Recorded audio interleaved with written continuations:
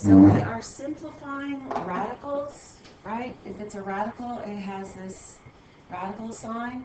And you can have different roots for your radical. I could have a square root where there's nothing there, or I could have a cubed root, or I could have a fourth root. All right, this index here, this can be anything. All right, and then I have my base right here. This would be a number. Right, and then you can simplify this root. All right, if there's no perfect squares underneath here, then it would just be square root of 2. This would just be cubed root of 3. This is cubed root of 4, cubed and sixth root of 5. Number 1 here is asking for us to simplify the cubed root of 162x cubed. And what you do is you do the numbers first, and then you move over and simplify the variables. So what it's saying is there a perfect square or a perfect cube in here that can come to the outside? For example, if I had a perfect square like 9, that equals 3. So it kind of comes out. This is like a house, and the 3 comes out of the house, right? So if I have a 162, I'm looking for perfect cubes, all right? So, and that would be numbers that are there 3 times. So if I take 162 and I divide it in half, that would be 81, all right? And then now 2 doesn't go into 81 because it's odd, but 3 does. So if I divide by 3, that would give me 27. And I'll keep dividing by 3 until I'm to all prime numbers, all right? And then now I'm looking for groups of 3 because it's a perfect cube. So I have right here, I have 3, 3. So that's a perfect cube, and that means that 3 comes out. And the other factors, the 2 and the 3 that are left over, they get multiplied together, and that it stays underneath my radical, and it stays as a cubed root, all right? And what I'm saying is that the cubed root of 162 is equal to 3 times the cubed root of 6, and you can check that out on your calculator.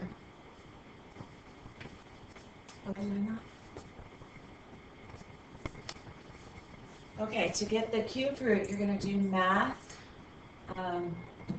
Hit the math button, and then number 4, it will give you the cubed root, and then I'll put a 162, all right, and that gives, I need the cubed root, so I'll do math 4, and then I'll put in a 162, all right, and that gives me that fraction right there. And what I'm saying is that simplifies, or that's equivalent, that's equal to 3 times this cubed root, so math 4 of 6.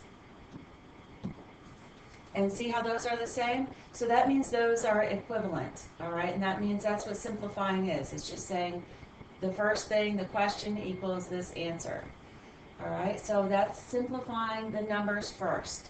And now if I'm going to simplify my variables,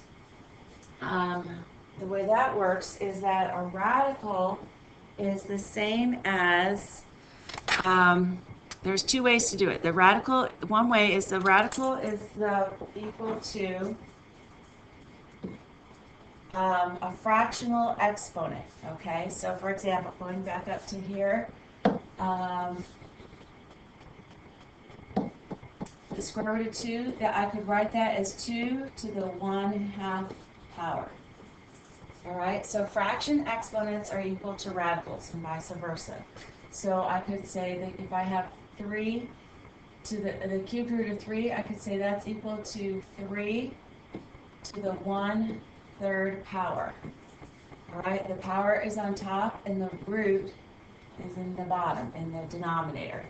So I could say over here that this would be 4 to the 1/4 power. Let me write that. It's not 4 times, it's a power. So that would be, so 4 is my base, And then my exponent would be the 1/4 power, 1/4. And then this over here, that would be 5 to the 1/6 power.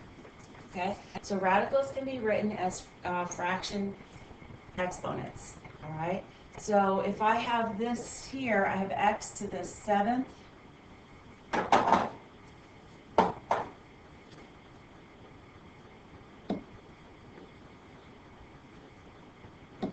All right, that's x to the 7th, so that goes there, and then but I'm taking the cubed root, so that would be divided by 3. All right, and then what that means, that's writing the radical as a fraction, and if I want to simplify that, what that's saying is I have 7 x's all multiplied together, 1, 2, 3, 4, 5, 6, 7. So I'm taking out roots of 3. I'm looking for perfect cubes. So that would be 2 perfect cubes. So I get an x squared out here, and then what's left inside is this x right here. Okay, so my final answer, and it's ugly, but this is what it is, okay, is 3x squared times this cubed root of 6x. All right, so you just do one part at a time. You do the numbers and then you do the variables. All right, so let's try another one. All right, if we're looking at number 2, actually we'll stop this for a second.